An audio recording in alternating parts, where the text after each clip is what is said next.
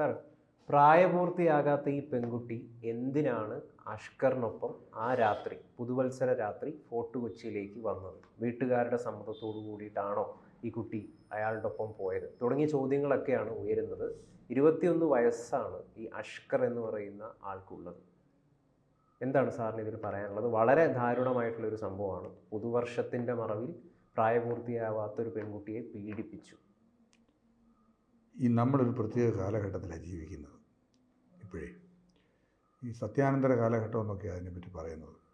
എന്ന് പറഞ്ഞാൽ ഈ വ്യക്തിപരമായ വികാരങ്ങൾക്കും അഭിപ്രായങ്ങൾക്കുമൊക്കെ വസ്തുതകളേക്കാൾ മുൻതൂക്കം കിട്ടുന്ന ഒരു സമയം, കാലം, അതാണ് ഈ സത്യാനന്തര കാലം എന്ന് പറയുന്നതെന്നാണ് ഞാൻ മനസ്സിലാക്കുന്നത്. ഇവിടെ നമ്മൾ ഈ പറഞ്ഞതുപോലെയുള്ള ഒരുപാട് കാര്യങ്ങൾ നടന്നുകൊണ്ടിരിക്കുകയാണ്. ഒരു പീഡനത്തിൻ്റെ കഥകൾ പല വിധത്തിലും പല രൂപത്തിലും നമ്മളിങ്ങനെ കേട്ടുകൊണ്ടേയിരിക്കുകയാണ്. പല വിധത്തിലും പല രൂപത്തിലും കേട്ടുകൊണ്ടിരിക്കുകയാണ്. നമുക്കറിയാമല്ലോ അത് ഏതെല്ലാം തലങ്ങളിലാണ് വ്യാപരിക്കുന്നതെന്ന് നമുക്കിപ്പം അറിയാം. അതിപ്പോൾ ഏറ്റവും ഒടുവിലാണല്ലോ ഈ നമ്മുടെ ഈ ചലച്ചിത്ര രംഗം തന്നെ എടുത്തു നോക്കുക. ഹേമ കമ്മിറ്റി റിപ്പോർട്ട് അത് വന്നു കഴിഞ്ഞ ശേഷം അവിടെ നടികൾ ആകാൻ പോകുന്നവർക്ക്, അഭിനേത്രികളൊക്കെ ഉണ്ടാകുന്ന ബുദ്ധിമുട്ടുകളെ പറ്റി അവിടെയൊക്കെ പ്രതിസ്ഥാനത്ത് നിൽക്കുന്നത്, എത്രത്തോളം ശരിയെന്ന് നമുക്കറിയത്തില്ല, പക്ഷേ പ്രതിസ്ഥാനത്ത് നിൽക്കുന്നത് വളരെ വലിയ ആൾക്കാരാണ്, വിഗ്രഹങ്ങളാണ് പ്രതിസ്ഥാനത്ത് നിൽക്കുന്നത്. വിഗ്രഹങ്ങളൊക്കെ ഉടഞ്ഞു പോവുകയാണ്. നമ്മൾ ചിന്തിക്കുമ്പോഴത്തേക്ക് ഇതൊക്കെ പലരുടെയും മനസ്സിലുണ്ടായിരുന്ന വിഗ്രഹങ്ങളൊക്കെ ഉടഞ്ഞു പോവുകയാണ്. അതാണ് നമ്മൾ ഈ പറയുന്നത്. ഇവിടെയൊക്കെ എന്ത് കാണണം, എന്ത് കേൾക്കണം, ഇതൊക്കെ നിശ്ചയിക്കുന്നത് നമ്മൾ സാമൂഹ്യ മാധ്യമങ്ങളൊക്കെ വർദ്ധിച്ചതോടുകൂടി, സാമൂഹ്യ മാധ്യമങ്ങളുടെ പ്രസക്തി വർദ്ധിച്ചതോടുകൂടി സംഭവിക്കുന്നൊരു കാര്യമാണ്. ഒരു അൽഗോരിതം എന്ന് പറയുന്നത് എന്താ? നമുക്ക് താല്പര്യമുള്ളതും ഇഷ്ടമുള്ളതും മാത്രം കാണുക. എന്താണ് നമ്മുടെ താല്പര്യവും നമ്മുടെ ഇഷ്ടവും എന്താണ് കാണേണ്ടത്? പരമ്പരാഗതമായ ചില മൂല്യങ്ങളും ചില വിശ്വാസങ്ങളുമുണ്ട്. ഈ പരമ്പരാഗതമായ മൂല്യങ്ങളെല്ലാം ശരിയാണെന്നോ തെറ്റാണെന്നോ ഒന്നും നമുക്ക് പറയാൻ പറ്റത്തില്ല. പക്ഷേ ചില മൂല്യങ്ങൾ എന്ന് പറയുന്നത് അതാണ് സത്യം, അല്ലെങ്കിൽ സ്നേഹം. ഇതൊക്കെ ലോകത്ത് എത്ര കാലം നമ്മൾ മുമ്പോട്ട് പോയാലും, എന്തെല്ലാം ഇനി ആർട്ടിഫിഷ്യൽ ഇൻ്റലിജൻസ് കാലത്ത് പുത്തൻ കാര്യങ്ങൾ സംവിധാനങ്ങൾ ഉണ്ടായാലും അന്നൊന്നും മാറ്റമില്ലാതെ തുടരേണ്ട ചില കാര്യങ്ങളുണ്ട്. അതിനെല്ലാമാണ് ഈ പുത്തൻ കാലത്ത്, ഈ സത്യാനന്തര കാലത്ത് വ്യത്യാസം വന്നുകൊണ്ടിരിക്കുന്നത്. അതാണ് നമ്മൾ പൊതുവെ കാണുന്നത്. ഇപ്പം കുട്ടി കൂടെ പോയോ, ശരിയാണ്, പോകരുതാത്തതാണ്. ഇപ്പോൾ രണ്ട് കാര്യങ്ങളാണ് നമ്മൾ ചെറുപ്പക്കാരെ സംബന്ധിച്ചിടത്തോളം, നമ്മുടെ യങ്സ്റ്റേഴ്സിനെ സംബന്ധിച്ചിടത്തോളം. പുതുവർഷത്തിൻ്റെ ഏറ്റവും ഒടുവിൽ നടന്ന സംഭവം എന്ന് പറഞ്ഞ ഒരു കൊലപാതകമാണല്ലോ നമ്മൾ കണ്ടത്. തൃശ്ശൂർ പ്രതി 14 വയസ്സുകാരൻ, അതെ 14 വയസ്സുകാരൻ ഒരാൾ, അവൻ്റെ കൂട്ടുകാരൻ 16 വയസ്സുകാരൻ, അതും ഇത് അവൻ്റെ ഈ 2 പെൺകുട്ടികളോടൊപ്പം അവിടെ കണ്ടപ്പോൾ ചോദ്യം ചെയ്ത് നേരത്തെ എവിടെയോ താക്കീത് നൽകപ്പെട്ടിരുന്നവനാണ് എന്തൊക്കെയാണ് പുറത്ത്. അതിൻ്റെ വിശദവിവരങ്ങളൊന്നും നമുക്ക് അറിഞ്ഞുകൂടാ, എങ്കിലും നമുക്കത് ഊഹിക്കാൻ കഴിയും. കാരണം നമ്മളിത് കാണുമ്പോൾ നമ്മൾ ഈ ഇത്തരം ചില കാര്യങ്ങളെ നമ്മൾ ചോദ്യം ചെയ്യാൻ ശ്രമിച്ചാൽ ഇതൊക്കെ നമ്മൾ സദാചാരവാദികളുമൊക്കെ ആയിട്ട് ഇങ്ങനെ മുദ്രകുത്തപ്പെടും. ഇങ്ങനെയാണ് പൊതുവെ കാണുന്നത്. ഈ പുത്തൻ പ്രയോഗങ്ങളും പദപ്രയോഗങ്ങളും ഒക്കെ ഉണ്ടല്ലോ ഒത്തിരി നമുക്ക് മനസ്സിലാകാതെ. ഈ തന്ത വൈബ്, അതാണ് കഴിഞ്ഞ വർഷത്തെ ഏറ്റവും കൂടുതൽ പ്രചരിക്കപ്പെട്ടിരുന്ന ഒരു വാക്കാണ്. എന്താ ഈ തന്ത വൈബ് എന്നുള്ളത്? ഗൗതമന് അതിനെപ്പറ്റി അറിയാമോ? എന്തോ ഈ തന്ത വൈബ് എന്നുള്ളതുകൊണ്ട് എന്താ ഉദ്ദേശിക്കുന്നത്? തന്ത വൈബ് എന്നുള്ളതുകൊണ്ട് അതായത് പ്രായത്തിന് അതീതമായ രീതിയിൽ സംസാരിക്കുക അല്ലെങ്കിൽ ചിന്തിക്കുക എന്ന് പറയുന്നവരെ തന്ത വൈബാണ് എന്ന് പറയും. 23 വയസ്സുകാരൻ 44 വയസ്സുകാരനെ പോലെ സംസാരിച്ചാൽ, അയാൾ ചിന്തിക്കുന്നത് പോലെ ചിന്തിച്ചാൽ അത് തന്ത വൈബാവും. അതുപോലെ തന്നെ പുതിയ തലമുറയെ പഴയ തലമുറ ഉപദേശിച്ചാൽ അത് തന്ത വൈബാകും. അല്ല, അത് തന്നെയാണ് ഞാൻ ഒന്ന് ക്ലാരിഫിക്കേഷൻ വേണ്ടി ഞാൻ ചോദിച്ചതേ ഉള്ളൂ. കാരണം നമുക്ക് ഈ പ്രായം കൂടുന്തോറും നമുക്ക് ഈ യങ്സ്റ്റേഴ്സിൻ്റെ ഇവരുടെ ചിന്ത പോകുന്ന വഴി മനസ്സിലാകുന്നില്ലല്ലോ, കൃത്യമായിട്ട് മനസ്സിലാകുന്നില്ലല്ലോ. അതുകൊണ്ടാണ് ഞാൻ ചോദിച്ചത്. ഞാൻ പറഞ്ഞത് ഇങ്ങനെ പുത്തൻ വാക്കുകളും പുത്തൻ പ്രയോഗങ്ങളും പുത്തൻ രീതികളുമാണ് നമ്മൾ കണ്ടുകൊണ്ടിരിക്കുന്നത്. അതിൻ്റെ ഭാഗമാണ് ഈ എന്ന് പറയുന്നത്. ആഘോഷങ്ങൾക്ക് ഒരു മാനവും പുതിയ രീതിയും പുതിയ പ്രയോഗങ്ങളൊക്കെ കടന്നു വന്നിരിക്കുകയാണ്. അതാണ് ആഘോഷം. മറ്റേ നമുക്ക് ആഘോഷങ്ങളെപ്പറ്റി നമുക്കൊരു പഴയ കൺസെപ്റ്റ് ഉണ്ട്. ആഘോഷങ്ങൾ ആളുകൾ ഒത്തുകൂടുന്ന സ്ഥലം, സന്തോഷിക്കാൻ വേണ്ടി കൂടുന്ന സ്ഥലം, ഇങ്ങനെയൊക്കെയാണ് ഒരു കൺസെപ്റ്റ്. അതാണ് ഇപ്പോൾ ഈ തന്ത വൈബിൻ്റെ ഒക്കെ കാലഘട്ടത്തിൽ വന്നു കഴിഞ്ഞപ്പോൾ നമുക്ക് ആഘോഷങ്ങളെല്ലാം മുഖച്ഛായ മാറുകയാണ്. അവിടെ മുഖച്ഛായ മയക്കുമരുന്ന് ഉപയോഗിക്കുക, അല്ലെങ്കിൽ ഇവ ലഹരി പദാർത്ഥങ്ങൾ ഉപയോഗിക്കുന്ന ഒരു സംവിധാനം എല്ലാ കാലത്തും ഉണ്ട്. ആഘോഷങ്ങളുടെ ഭാഗമായിട്ട് മനുഷ്യൻ ലഹരിയൊക്കെ ഉപയോഗിച്ചിരുന്നു. ഇതൊക്കെ എല്ലാ കാലത്തും ഉള്ളതാണ്. മനുഷ്യൻ ചിന്തിക്കുന്ന കാലം തൊട്ട് തന്നെ ഇതൊക്കെ ഉള്ളതാണ്. ലഹരിയൊക്കെ ഉണ്ടായ കാലത്ത് ഇതിനെയൊന്നും കംപ്ലീറ്റ് തുടച്ചു മാറ്റാനൊന്നും പറ്റത്തില്ല. അത് തന്നെയാണ് ആഘോഷത്തിൻ്റെയൊക്കെ ഭാഗമാണ്. നമുക്കതിനെയൊന്നും ഫുൾ സ്റ്റോപ്പ് ഇട്ട് നിർത്താനൊന്നും കഴിയത്തില്ല. അതൊക്കെ നമുക്കറിയാം. പക്ഷേ എങ്കിൽ പോലും ഇതിനെല്ലാം പുതിയ വ്യാഖ്യാനങ്ങളും പുതിയ അർത്ഥങ്ങളും വന്നുകൊണ്ടിരിക്കുകയാണ്. ഇതിനിടയിൽ കടന്ന് ഇത് മനസ്സിലാക്കിയിട്ടാണോ മനസ്സിലാക്കാതാണ്. ഇവിടെ ഈ ആഘോഷത്തിൻ്റെ മറ പിടിച്ചാണ് ഈ പെൺകുട്ടിയെ ഇദ്ദേഹം ഈ 21 വയസ്സുകാരനായിട്ടുള്ള ആള് പീഡിപ്പിച്ചത്. ഇയാൾ എങ്ങനെ ഈ പെൺകുട്ടി എന്ത് പറഞ്ഞ് ഈ പെൺകുട്ടിയെ വീട്ടിൽ നിന്ന് ഇറക്കി കൊണ്ടുവന്നു എന്നുള്ളതാണ് പോലീസ് ഇവിടെ അന്വേഷിക്കാൻ പോകുന്ന പ്രധാനപ്പെട്ടിട്ടുള്ള ഒരു വിഷയം എന്ന് പറയുന്നത്. നമുക്ക് അതുമായിട്ട് ബന്ധപ്പെട്ടിട്ടുള്ള ഇൻഫോർമേഷൻ ഒന്നും നിലവിൽ ലഭിച്ചിട്ടില്ല. പക്ഷേ എങ്കിലും മറ്റ് പല സ്ഥലങ്ങളിൽ നിന്നും മാധ്യമങ്ങളൊക്കെ റിപ്പോർട്ട് ചെയ്യുന്നത് ഈ പെൺകുട്ടിയുമായിട്ട് ഇയാൾക്ക് സമൂഹ മാധ്യമങ്ങൾ വഴി നിരന്തരമായിട്ടുള്ളൊരു ബന്ധമുണ്ടായിരുന്നു. അപ്പോൾ മുമ്പും പല തവണ ഇയാൾ പെൺകുട്ടിയെ പല സ്ഥലങ്ങളിലേക്കായിട്ട് വിളിച്ചിട്ടുണ്ടായിരുന്നു. പക്ഷേ ഈ പെൺകുട്ടി വന്നില്ല. പക്ഷേ ഈ പുതുവർഷമായതുകൊണ്ട് പുതുവർഷത്തിന്റെ പേര് പറഞ്ഞ് പ്രലോഭിപ്പിച്ചിട്ടാണ് ഈ പെൺകുട്ടിയെ വീട്ടിൽ നിന്ന് ഇറക്കി കൊണ്ടുവന്നത്. ഈ പെൺകുട്ടി ഒരു വിദ്യാർത്ഥിനിയാണ്. അതെ, നമ്മളിത് കാണുന്നത് അതാണല്ലോ, കൗമാരപ്രായക്കാരിലും സ്കൂൾ വിദ്യാർത്ഥികൾ, +2 ഹയർ സെക്കൻഡറി സ്കൂൾ വിദ്യാർത്ഥികൾ, ഇവരൊക്കെയാണ് ഈ എന്താ പറയുന്ന ഈ പീഡന കേസുകളിൽ പലതിലും പ്രതികളും ഇരകളും ഒക്കെ ഈ കുട്ടികളാണ്. കുട്ടികളെന്ന് പറഞ്ഞാൽ അവർ ഹൈസ്കൂൾ ക്ലാസ്സുകളിലോ പരമാവധി ഹയർ സെക്കൻഡറി ക്ലാസ്സുകളിലോ പഠിക്കുന്ന കുട്ടികളാണ് നമ്മളിങ്ങനെ കാണുന്നത്. അപ്പം ഈ നേരത്തെ അതിനൊരു പ്രധാനപ്പെട്ട കാരണമുള്ളതെന്ന് വെച്ച് കഴിഞ്ഞാൽ, നമ്മൾ ഈ കുട്ടികൾ രക്ഷകർത്താക്കളുടെ നിയന്ത്രണത്തിലല്ല ഇപ്പോഴും. പൊതുവെ രക്ഷകർത്താക്കൾ കുട്ടികളുടെ നിയന്ത്രണത്തിലാണ്. പക്ഷേ അങ്ങനെയുള്ളൊരു കുറേ കാലം അപ്പം അവിടെയും ഈ പറഞ്ഞ തന്തവൈബിൻ്റെ പ്രശ്നം വരുന്നത്. പണ്ടിങ്ങനെ ആയിരുന്നു എന്ന് നമുക്ക് പറയാൻ പറ്റത്തില്ല. പണ്ടുണ്ടായിരുന്നോ ഇല്ലയോ എന്നുള്ളതും അല്ല വിഷയം.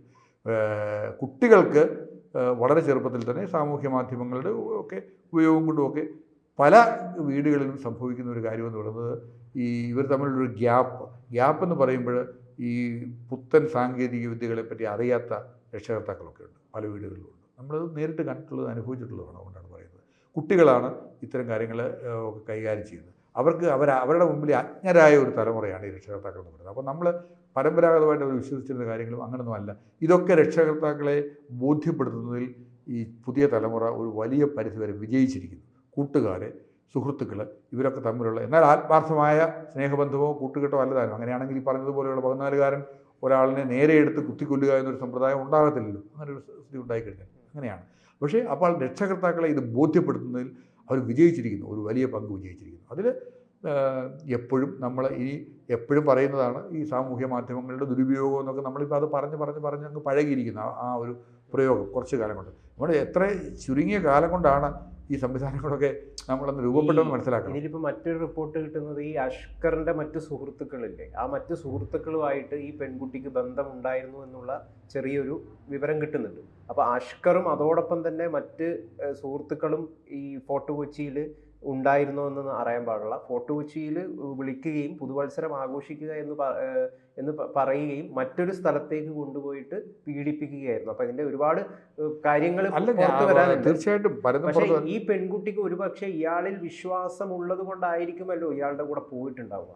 ഇയാളുടെ ഏതെങ്കിലും രീതിയിലുള്ള മാനസികമായിട്ടുള്ള വിഭ്രാന്തിയോ അല്ലെങ്കിൽ ഇത്തരം മോശം രീതിയിൽ പെരുമാറുന്ന ആളായിരിക്കുമോ ഇയാളെന്ന് ഈ പെൺകുട്ടിക്ക് അറിയാത്തത് കൊണ്ടായിരിക്കുമോ, നമുക്ക് അറിഞ്ഞിട്ടും പോയതല്ല. അങ്ങനെയൊന്നും നമുക്ക് പറയാൻ പറ്റത്തില്ല. അറിയത്തില്ലായിരുന്നു, അങ്ങനെ അത്ര നിഷ്കളങ്കമായിട്ട് കാര്യങ്ങളൊന്നും നമുക്ക് കാണാൻ പറ്റത്തില്ല. കാരണം എന്താണെന്ന് വെച്ച് കഴിഞ്ഞാൽ പലപ്പോഴും ഈ സ്നേഹത്തെപ്പറ്റിയും പ്രണയത്തെപ്പറ്റിയും ഒക്കെയുള്ള വികൃത ധാരണകൾ ഞാൻ നേരത്തെ പറഞ്ഞതുപോലെ കുട്ടികളുണ്ടായിരിക്കുന്നു. വളരെ മോശമായും തെറ്റായ ധാരണകൾ, അല്ലെങ്കിൽ സെക്സ് എന്ന് പറയുന്നത് എന്താണ് അതിനെപ്പറ്റി പോലും വളരെ തെറ്റായ വികൃതമായ ചിന്തകളാണ് കുട്ടികളുടെ മനസ്സിലുള്ളത്. പിന്നെ അതിനെ പരിപോഷിപ്പിക്കുന്ന പോലെയാണ് ഞാൻ നേരത്തെ പറഞ്ഞതുപോലെ വികാരങ്ങളും വിചാരങ്ങളുമാണ് അവരെ നയിക്കുന്നത്, വസ്തുതകളല്ല, യാഥാർത്ഥ്യമല്ല അവരെ നയിക്കുന്നത്. അപ്പോൾ അതുകൊണ്ട് തന്നെ താല്പര്യമുള്ള കുട്ടികൾക്കൊക്കെ അടുപ്പം ഉണ്ടാകുന്നതിനും അകലുന്നതിനും പ്രത്യേകിച്ച് കാരണങ്ങളൊന്നും വേണ്ട. അടുപ്പം ഉണ്ടാകുക, അതിൽ സെറ്റാകുക, പെട്ടെന്ന് ബ്രേക്ക് ആകുക, ഇതിങ്ങനെ നടന്നുകൊണ്ടിരിക്കുക. അതാണ് നമ്മളിത് കണ്ടുകൊണ്ടിരിക്കുകയാണ് കുട്ടികളുടെ ഇടയിൽ. നമ്മൾ വാച്ച് ചെയ്യാറുണ്ട്, ശ്രദ്ധിക്കാറുണ്ട്. ഇതൊക്കെ പറയുന്നത് വളരെ പെട്ടെന്ന് 3 മാസം കൊണ്ട് സെറ്റായി, 1 മണിക്കൂർ കൊണ്ട് ബ്രേക്കായി എന്നൊക്കെ. നമ്മൾ യാത്രകളിലൊക്കെ, നമ്മൾ ട്രെയിനിലൊക്കെ സഞ്ചരിക്കുമ്പോഴും അല്ലെങ്കിൽ പൊതുവെ ട്രെയിനിലൊക്കെ സഞ്ചരിക്കുമ്പോൾ ഞാൻ സ്ഥിരമായി യാത്ര ചെയ്യുന്ന ആളാണ്, അതുകൊണ്ടാണ് ഇങ്ങനെ തോന്നാറുള്ളത്. ഇവിടെ ഇവരെയൊക്കെ സംഭാഷണം ഞാൻ അവരെ ശ്രദ്ധിക്കുന്നില്ല ഭാഗത്ത് ശ്രദ്ധിക്കാറുണ്ട്, പലരുടെയും സംഭാഷണം ശ്രദ്ധിക്കാറുണ്ട്, യങ്സ്റ്റേഴ്സിനെ ശ്രദ്ധിക്കാറുണ്ട്. ഇതിനകത്ത് നമ്മൾ കേൾക്കുന്നതും ഒക്കെ കാര്യങ്ങളെന്ന് പറയുമ്പോൾ നമുക്ക് അത്ഭുതം തോന്നുകയാണ്. ഞാൻ പറഞ്ഞല്ലോ, നമുക്ക് അല്ല ഈ ഇത്തരം കാര്യങ്ങൾ ബന്ധങ്ങളെ പറ്റിയുള്ള സംസാരമാണ്. ഈ നമുക്ക് അടുപ്പത്തെ പറ്റിയുള്ള സംസാരങ്ങൾ, ബന്ധങ്ങളെ പറ്റിയുള്ള സംസാരങ്ങൾ, അല്ലെങ്കിൽ സുഹൃത്ത് ബന്ധം എന്ന് പറയുന്ന ഒരു വസ്തുതയോ അല്ലെങ്കിൽ കൃത്യമായ പ്രണയത്തിൻ്റെ ദിനങ്ങളോ അതൊക്കെ അസ്തമിച്ച് കഴിഞ്ഞിരിക്കുന്നു. ഒരു വലിയ വിഭാഗത്തിലും അസ്തമിച്ച് കഴിഞ്ഞിരിക്കുന്നു. അവർ കേവലം കാണുന്ന ഈ പുറത്ത് കാണുന്ന ചില പടപടപ്പുകളിൽ മാത്രം വിശ്വസിച്ചുകൊണ്ട് ഇത് പറയുമ്പോഴും ഞാൻ നേരത്തെ പറഞ്ഞ പോലെ നമ്മളിലുണ്ട്, എല്ലാവരിലും ഉണ്ട്, തന്ത വൈബുണ്ട്. പക്ഷേ അത് വസ്തുതയാണ്, പറയാതിരിക്കാൻ നിവൃത്തിയില്ല. യുവത്വത്തിന്റെ ഒരു ലഹരി എന്ന് പറയുന്ന യഥാർത്ഥത്തിൽ ലഹരിക്ക് അടിമപ്പെട്ടു പോയിരിക്കുന്നു എന്നുള്ളതാണ്. അവർ ലഹരിക്ക് അടിമപ്പെട്ട് പോയിരിക്കുന്നു, എന്താണെന്ന് മനസ്സിലാക്കാൻ പറ്റാതെ പോയിരിക്കുന്നു, കൃത്യമായ എന്താണ് ലഹരി എന്ന് മനസ്സിലാക്കാതെ പോയിരിക്കുന്നു. ലഹരി എന്ന് പറയുന്നത് ജീവിതത്തിന് ആവശ്യമാണ്. ഏതെങ്കിലും ഇതിനോട് നമുക്ക് ലഹരി ഉണ്ടാകും, ലഹരിയില്ലാതെ ജീവിക്കാൻ പറ്റത്തില്ല. പക്ഷേ എന്തിനോടാണ് ലഹരി ഉണ്ടാകേണ്ടത്, എങ്ങനെയാണ് നമ്മളെ ലഹരി ഉപയോഗിക്കേണ്ടതെന്നുള്ളതിനെ പറ്റിയാണ്.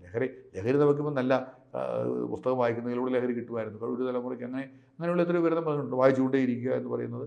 ഇപ്പോൾ ട്രെയിനുകളൊക്കെ യാത്ര ചെയ്യുമ്പോൾ ഈ പുസ്തകം വായിക്കുന്നവരൊക്കെ ഇപ്പോൾ അന്യഗ്രഹ ജീവികളെ പോലെ ആയിരിക്കുന്നത്. കാരണം ആരെങ്കിലും ഒരു പുസ്തകം വായിച്ചുകൊണ്ടിരിക്കുന്നത് കണ്ടു കഴിഞ്ഞാൽ ആവും. കാരണം അവരതിങ്ങനെ നോക്കി കഴിയുമ്പോൾ ഒരു പരിഹാസവും ഒരു പുച്ഛവും ഒക്കെ നമ്മൾ ഇങ്ങനെ കാണാറുണ്ട്. ആരെങ്കിലും അങ്ങനെ കാണാറില്ല. പുസ്തകം വായിക്കുന്നവർ വളരെ വളരെ അന്യഗ്രഹ ജീവികളെ പോലാണ് അവരെ കാണുന്നത്, ചെറുപ്പക്കാരാണ്. ഞാൻ പറഞ്ഞത് ഇതൊന്നും ആരുടെയും കൂടെ. പക്ഷേ ഇക്കാര്യത്തിലൊരു കരുതലും ശ്രദ്ധയും നല്ല കുടുംബ ബന്ധങ്ങളിലൂടെ സാധിക്കാൻ ഒരു പരിധിവരെ കഴിയും എന്ന കാര്യത്തിൽ സംശയമൊന്നുമില്ല. നല്ല കുടുംബ ബന്ധങ്ങൾ, വീട്ടിനകത്ത് തുറന്ന് സംസാരിക്കാനും വീട്ടിനകത്ത് ഇത് ചെയ്യാൻ കാര്യങ്ങളെപ്പറ്റി, സുഹൃത്ത് ബന്ധങ്ങളെപ്പറ്റി സംസാരിക്കാനും നടക്കുന്ന കാര്യങ്ങളെപ്പറ്റി ഒരു നല്ല റിലേഷൻ, നല്ലൊരു ബന്ധം രക്ഷകർത്താക്കളും കുട്ടികളുമായിട്ട് ഉണ്ടാക്കിയെടുക്കുക മാത്രമേ ഇതിന് പരിഹാരമുള്ളൂ. അല്ലാതെ ബോധവൽക്കരണത്തിലൂടെ എന്നൊക്കെ പറഞ്ഞ് നടത്തുന്ന അഭ്യാസങ്ങളിലൂടെയും പ്രകടനങ്ങളിലൂടെയും ഒന്നും നടക്കത്തില്ല. കൃത്യമായ റിലേഷൻസ് കുടുംബത്തിൽ നിന്ന് തന്നെ ഉണ്ടാകേണ്ടിയിരിക്കുന്നു. ഇത് ഇപ്പോൾ ഒരു 2-3 ദിവസം മുമ്പ് മഞ്ചേശ്വരം പോക്സോ കോടതിയുടെ ഒരു വിധി വന്നിട്ടുണ്ടായിരുന്നു. 57 വർഷമാണ് കഠിന തടവ് വിധിച്ചിരിക്കുന്നത്. രണ്ടാനച്ഛനാണ്. ഈ രണ്ടാനച്ഛൻ പ്രായപൂർത്തിയാകാത്ത പെൺകുട്ടിയെ നിരന്തരം പീഡിപ്പിച്ചുകൊണ്ടേയിരുന്നു. അയാൾക്ക് 3,47,800 രൂപയുടെ ഫൈന് കൊടുത്തിട്ടുണ്ട്. ഇങ്ങനെയുള്ള വാർത്തകളൊക്കെയാണ് നമ്മളെ നാട്ടിൽ നിന്ന് പുറത്തു വരുന്നത്. ഇയാൾക്ക് 57 വയസ്സും ഈ പെൺകുട്ടിക്ക് ഞാൻ അതിലേക്ക് വരികയായിരുന്നു പറഞ്ഞു. കാരണം കുട്ടികളും നമ്മളങ്ങ് പൊതുവെ പറഞ്ഞതാണ് കാര്യം. പക്ഷേ ഈ പീഡന സ്വഭാവത്തിൽപ്പെട്ട കഥകൾ നമ്മൾ ഈ പറഞ്ഞ മാനസിക വൈകൃതമുള്ള ആൾക്കാരുടെ ഒരു പരിധിവരെ ഇതൊരു മാനസിക വൈകൃതം. ഇതിലുള്ള വിഷയം എന്താണെന്ന് വെച്ച് കഴിഞ്ഞാൽ ഓൾറെഡി ഈ പെൺകുട്ടിയെ പീഡിപ്പിച്ചതിന്റെ പേരിൽ ഇയാൾക്കെതിരെ ഉണ്ട്. ഇയാള് ജയിലിലായിരുന്നു, തിരിച്ച് ജാമ്യത്തിനിറങ്ങിയപ്പം അതേ പെൺകുട്ടിയെ വീണ്ടും പീഡിപ്പിച്ചതിന്റെ പേരിലാണ് ഇയാൾക്ക് ഇപ്പോൾ വന്നിരിക്കുന്നത്. അതാ ഞാൻ പറഞ്ഞത്. അപ്പോൾ എത്ര അർത്ഥശൂന്യമാണ് ഈ ബന്ധം എന്ന് പറയുന്നത്. ഒരാളിനെ പറ്റി യാതൊന്നും അറിയാതാണോ, അന്വേഷിക്കാതെ നിഷ്കളങ്കമായിട്ട് അങ്ങ് പോയി എന്ന് പറയുന്നതിൽ അർത്ഥമില്ലെന്നാണ് ഞാൻ പറഞ്ഞത്. അപ്പോൾ അവരെ നയിക്കുന്നതും അത് ഈ പറഞ്ഞ പോലെ വേറൊരു ചിന്ത അത് മാറുന്നതിനാണ്. പെൺകുട്ടികളെ പെൺകുട്ടികളായാലും പെൺകുട്ടികളെയും ആൺകുട്ടികളെയും ഒരുപോലെയാണ്. പെൺകുട്ടികളെയും ആൺകുട്ടികളെയും ഇങ്ങനെ തന്നെയാണ്, ഒരേപോലെ തന്നെ. അപ്പോൾ അതിനുള്ള പരിഹാരമാണ് ഞാൻ പറഞ്ഞത്. നല്ല കുടുംബ ബന്ധത്തിലൂടെ ഒരു പരിധിവരെ പരിഹരിക്കും. അങ്ങനെ നമുക്ക് അത് മനസ്സിലാക്കാം. പക്ഷേ ഇതോടൊപ്പം തന്നെ ഈ പറഞ്ഞ ഈ രണ്ടാനച്ഛൻ പീഡിപ്പിച്ചു, 10 സഹോദരൻ പീഡിപ്പിച്ചു, ഇങ്ങനെയുള്ള വാർത്തകൾ നമ്മൾ കണ്ടുപിടിക്കുക. അപ്പോൾ ഇതെല്ലാം ഞാൻ പറഞ്ഞത് ഈ ഒരു പുതിയ കാലഘട്ടത്തിൽ നമുക്ക് മനസ്സിലാക്കാൻ കഴിയാത്ത ചില പ്രവണതകളുടെ ഭാഗമായിട്ട് ഇങ്ങനെ വരുന്നു. അപ്പം നമ്മൾ പറഞ്ഞു വരുന്ന ഒരു കാര്യമെന്ന് പറയുന്നത് ചില മൂല്യങ്ങൾ ഉണ്ട്, അത് പരിണാമവിധേയമല്ല, അതിനകത്ത് സംശയമൊന്നുമില്ല. നമ്മൾ എത്ര മുമ്പോട്ട് പോയാലും എങ്ങനെ ചിന്തിച്ചാലും മൂല്യങ്ങൾ പരിണാമവിധേയമല്ല. ഇപ്പോൾ സത്യം അതൊരു മൂല്യമാണ്, സ്നേഹം അതൊരു മൂല്യമാണ്, പ്രണയം അതും ഒരു മൂല്യമാണെന്ന് പറയാം. ഇതൊന്നും പരിണാമവിധേയമല്ല. അതിനകത്ത് നമ്മൾ പുത്തൻ സങ്കേതങ്ങൾ കണ്ടെത്തുന്നത് അതിനെ നമുക്ക് ആ അർത്ഥത്തിൽ മനസ്സിലാക്കാനും കഴിയില്ല എന്നുള്ളതാണ്. അപ്പോൾ അത് ഒരു കൃത്യമായ ബന്ധങ്ങളിലൂടെ മാത്രമേ അത് ശരിയാക്കാൻ കഴിയും. ഇതിലൂടെ ഈ അഷ്കർ 21 വയസ്സുള്ള അഷ്കർ ഉണ്ടല്ലോ, ഇയാൾ നേരത്തെയും ഇത്തരം രീതിയിൽ പ്രായപൂർത്തിയാകാത്ത പെൺകുട്ടികളെ പീഡിപ്പിച്ചിട്ടുണ്ട്. അതാണല്ലോ പറഞ്ഞത്, പോസ്കോ കേസ്. അപ്പൊ എൻ്റെ ഒരു ഇതെന്ന് വെച്ച് കഴിഞ്ഞാൽ ഈ പെൺകുട്ടിക്ക് ഇതൊന്നും അറിയില്ല. ഇയാളുടെ ഈ ട്രാക്ക് റെക്കോർഡോ സ്വഭാവ സവിശേഷത ഇതൊന്നും അറിയാതെയാണോ ഈ പെൺകുട്ടി ഇയാളുടെ കൂടെ പോയത് എന്ന് നമുക്ക് അങ്ങനെ കരുതാൻ നിവൃത്തിയില്ല. ഞാൻ പറഞ്ഞല്ലോ. ഈ പെൺകുട്ടി തിരിച്ച് വീട്ടിലെത്തിയപ്പം ഈ പെൺകുട്ടിയുടെ സ്വഭാവത്തിൽ ചില അസ്വാഭാവികതകൾ കാണപ്പെട്ടപ്പോഴാണ് ഈ മാതാപിതാക്കൾ ചോദിച്ചത്. അപ്പോഴാണ് ഈ വിവരം പറയുന്നത്, ഞാൻ പീഡനത്തിന് ഇരയായിരിക്കുന്നു. അതെ അത് തന്നെയാണ് നമ്മൾ പറഞ്ഞത്. അപ്പം അങ്ങനെ അതൊക്കെ നമ്മൾ നിഷ്കളങ്കമായി നേരെ ഇതങ്ങ് കാണുന്നത് കൊണ്ട് പറയുന്ന കാര്യമാണ്. നേരെ നിഷ്കളങ്കമായിട്ട് കൊണ്ടുപോയി അറിയാതെ പറ്റിപ്പോയൊരബദ്ധം അങ്ങനെയല്ല. ഒരു വലിയ പരിധിയിലും അങ്ങനെയല്ല. നമ്മൾ ഒരു പരിധിവരെ ഇവർക്ക് കാര്യങ്ങൾ അറിയാം, അവരത് എൻജോയ് ചെയ്യുന്നു ഒരു പരിധിവരെ. പിന്നെ അത് ചിലപ്പോൾ അത് ബുദ്ധിമുട്ടിലേക്ക് നീങ്ങുമ്പോഴാണ് ഇതുപോലെ പിടിക്കപ്പെട്ട കാര്യങ്ങളും അല്ലെങ്കിൽ നമ്മൾ രംഗത്ത് വരുന്നത്. അപ്പോൾ ഇതിന് അങ്ങനെ ഞാൻ പറഞ്ഞല്ലോ, ഞാൻ വീണ്ടും ആ വാക്ക് പറയുക, നിഷ്കളങ്കമായിട്ട് അങ്ങനെ കാണരുത്. അത് ഈ പറഞ്ഞ പോസ്റ്റ് ട്രൂത്ത് കാലം, സത്യാനന്തര കാലഘട്ടത്തിൻ്റെ ഒരു പ്രത്യേകതയാണിത്. നമ്മൾ വസ്തുതകൾ മനസ്സിലാക്കാതെ പിന്നെ വികാരത്തിനും നമ്മുടെ അഭിപ്രായങ്ങൾക്കും അത് ശരിയാണ്. നമുക്കിഷ്ടമുള്ളത് മാത്രം കാണാനും നമുക്കിഷ്ടമുള്ളത് മാത്രം കേൾക്കാനുമുള്ള താല്പര്യം പ്രകടിപ്പിച്ച് മുമ്പോട്ട് പോകുന്ന ഒരു രീതിയാണ് കുട്ടികൾക്ക് ഉള്ളത്. അതിൻ്റെ ഭാഗം കൂടിയാണ്, പ്രധാനമായിട്ടും അതിൻ്റെ ഭാഗമാണ്. പിഴക്കാപ്പള്ളി പ്ലാക്കുടിയിൽ അഷ്കർ 21 വയസ്സ്, ഇവിടെ മൂവാറ്റുപുഴയാണ് സ്വദേശം. അവിടെ നിന്നാണ് ഇവിടത്തേക്ക് വന്നത്. അഷ്കർ പോലെയുള്ളവരുടെ ഒത്തിരി അഷ്കർമാർ നമ്മുടെ സമൂഹത്തിൽ ഇങ്ങനെ കണ്ടുകൊണ്ടിരിക്കുന്നു. നേരത്തെ പറഞ്ഞതുപോലെ നമുക്ക് നോക്കാം, ശ്രമിക്കാം, സ്വയം മനസ്സിലാക്കാനുള്ള ഒരു ആർജവം കുട്ടികൾക്കുണ്ടാകട്ടെ എന്ന് കരുതാം. അതിന് കുടുംബത്തിൻ്റെ സഹായം ആവശ്യമാണ്. ഈ ചിന്ത രക്ഷകർത്താക്കൾക്ക് ഉണ്ടാകട്ടെ. ചുറ്റുപാട് നടക്കുന്ന ഒരു കണ്ണ് എപ്പോഴും ഉണ്ടാകണം എന്ന് പറയുന്നത് വെറുതെ അല്ല, ഞാൻ പറയുന്നത് തുറന്ന സമീപനം ഉണ്ടാകണം, ഒരു നല്ല ബന്ധം ഉണ്ടാകണം. അതില്ലാതെ പറ്റത്തില്ല. അത് തന്നെയാണ് വളരെ നമ്മൾ ഈ സംഭവങ്ങളൊക്കെ പഠിപ്പിക്കുന്നത്.